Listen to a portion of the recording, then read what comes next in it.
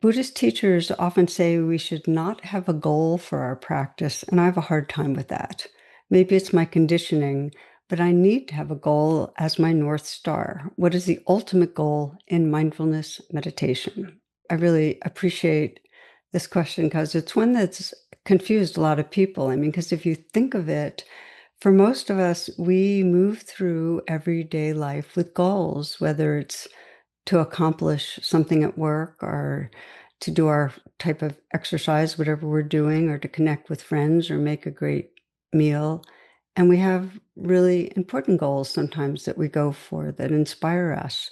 So I think it's really helpful to distinguish between what you might call a goal and an aspiration.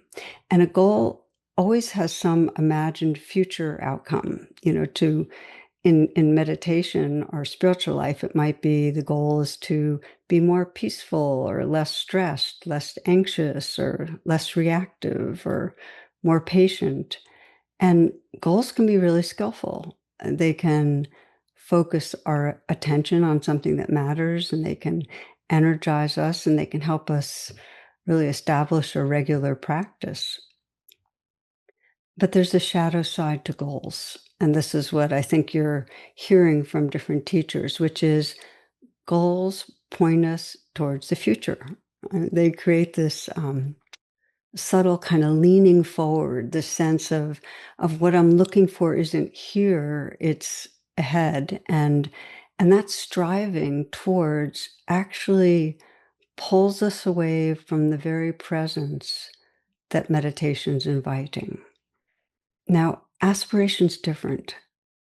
Aspiration is the heart's deepest longing to realize, to express what's possible right here, to the aspiration, let's say, for presence right here, for love right in this moment, to feel creativity or aliveness. So rather than creating tension, aspiration actually feels spacious. It doesn't pull us into the future. It keeps inviting us to awaken to what's here in this moment. You might try it out, all of you right now, just for a moment, to breathe, to invite yourself right here into this moment,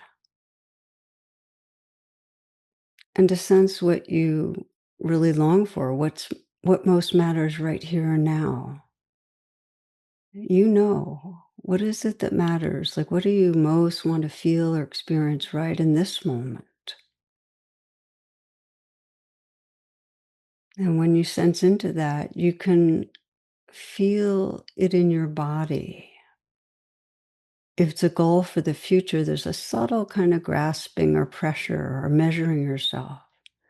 But if it's an aspiration to, let's say in this moment, come into presence, soften the heart, it calls forth our sincerity without making this moment a means to a future end. Mhm. So I wouldn't say that meditation has no direction, because on one level, on the relative level, it does. We're practicing because we long to wake up, and we know that practice develops certain capacities.